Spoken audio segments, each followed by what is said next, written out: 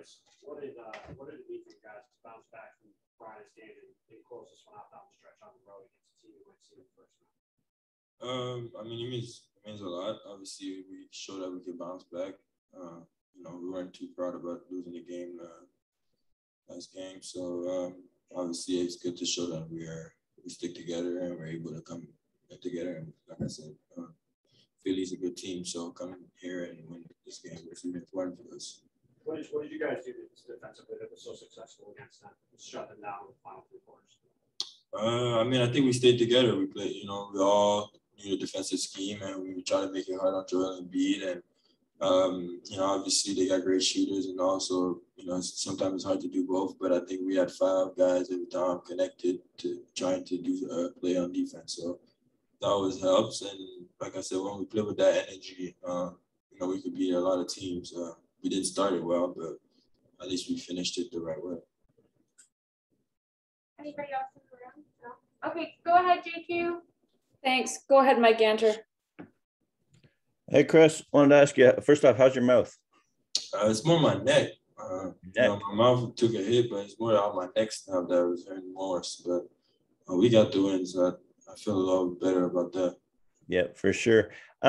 That's your 12th charge you've taken this year. Or the last one was, did you learn anything from Kyle by watching him, or did you learn it from talking? Like, can he pass along pointers?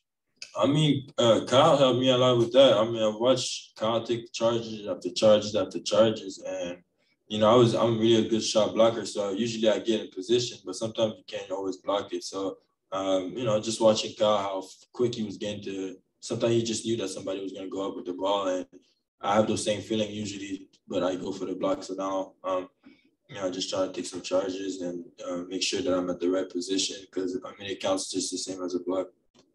What do you look for from a guy like Harden when he's coming down at you like that? He's really talented. You just never know. He could shoot a floater. He could shoot the 3. He has a step back. So, obviously, we were trying to make it hard for him on the paint. And that's the one thing that, we're really good at it when we're focused is to protect the paint. But like I said, with a guy like Joel Embiid and all that with the doubles and stuff, we usually get head of steam to the rim. But, Coach said not get out the way and try to stay in front and just put yourself between the basket and the guy, and usually good things happen.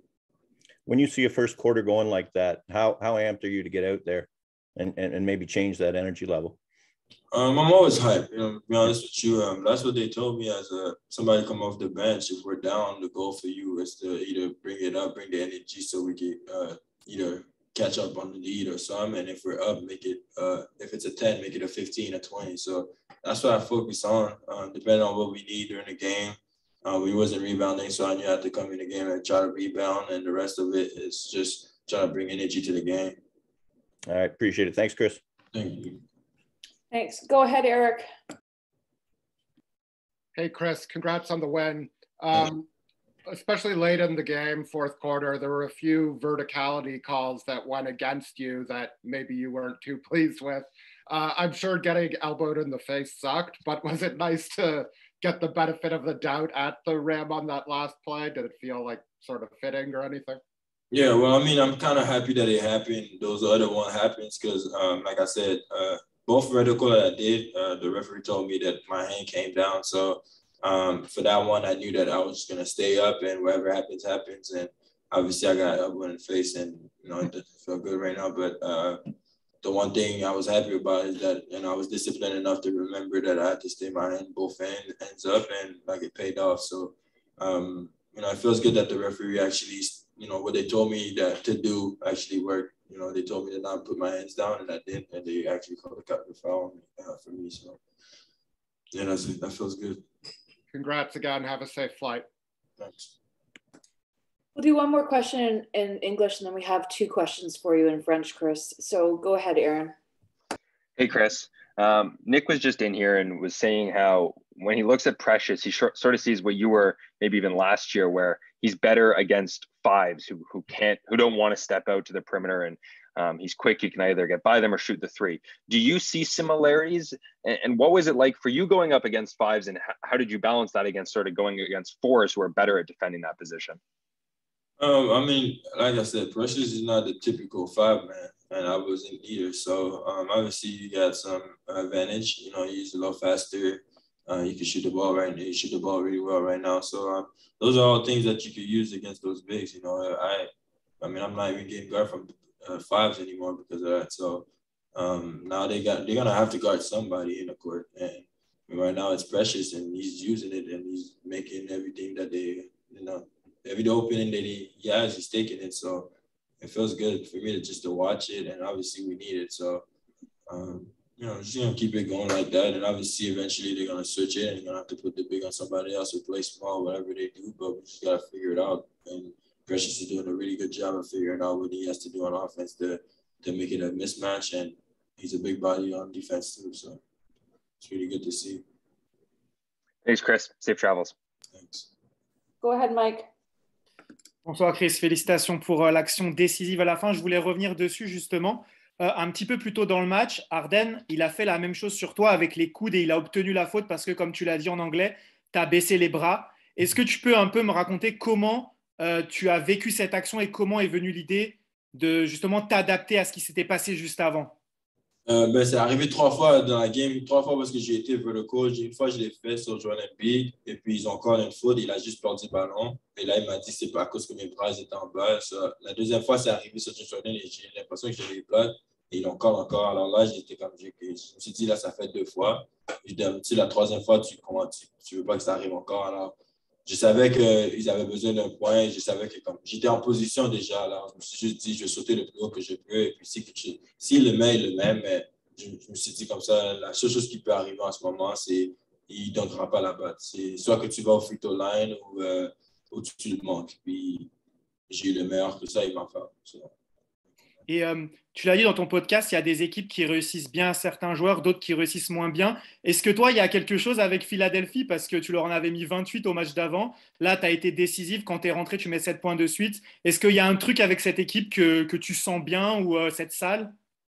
Je sais pas, comme je dis, je pense que c'est plus énergie, comme je dis.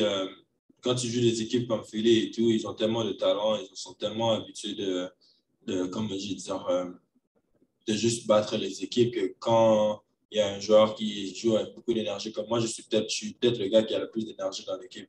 Alors, je me sens, quand je commence à courir et tout, eventually, il faut que tu me donnes le même niveau d'énergie, sinon je vais te détruire. Alors, je pense que quand je joue contre Philly, j'ai un peu plus d'énergie sur moi.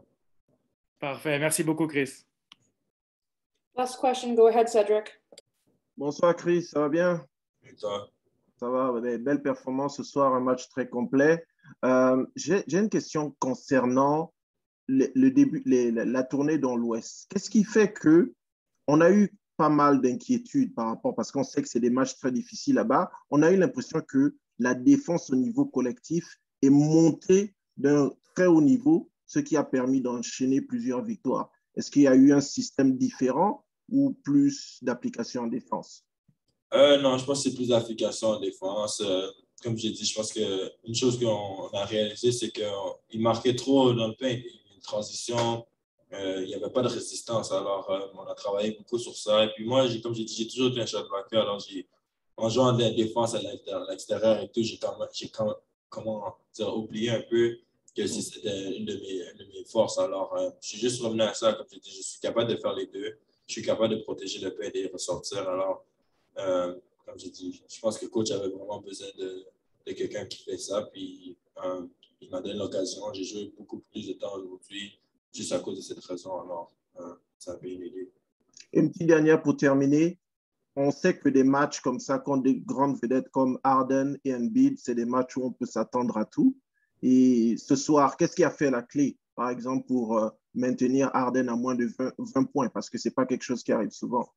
Donner la pression, toujours avoir des différentes personnes sur lui, mais aussi le fait qu'on voulait qu'il donne la balle. On ne voulait pas qu'il garde la balle. Alors, c'est vraiment dur de jouer une game comme ça quand tu as toujours 2 gars qui sont prêts à te doubler. Il faut que tu donnes la balle à chaque fois. Et puis, quand tu es ouvert maintenant, c'est tellement rare que tu ne sais pas si tu devrais la chuter ou pas parce que d'habitude, il y a toujours quelqu'un sur toi.